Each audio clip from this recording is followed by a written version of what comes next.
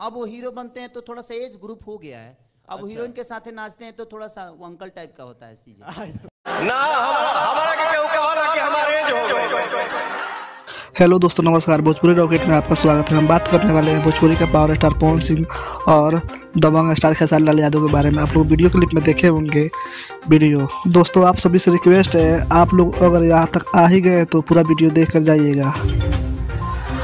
हमारे एज हो गए। वहाँ क्या सौरी घर में चलने वाली नहीं है। सोहर बजाओ, बजाओ सोहर बजाओ।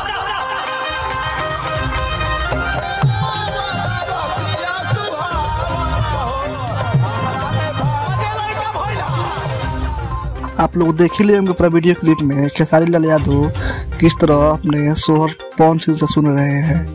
और भोजपुरी इंडस्ट्री में खेसारी लाल यादव और पवन सिंह में बहुत ही विवाद हो रही है। दोस्तों, आप सभी क्या राय है, इन दोनों में विवाद होना चाहिए या नहीं होना चाहिए, आप लोग हमारे नीचे कमेंट बॉक्स में बताइए।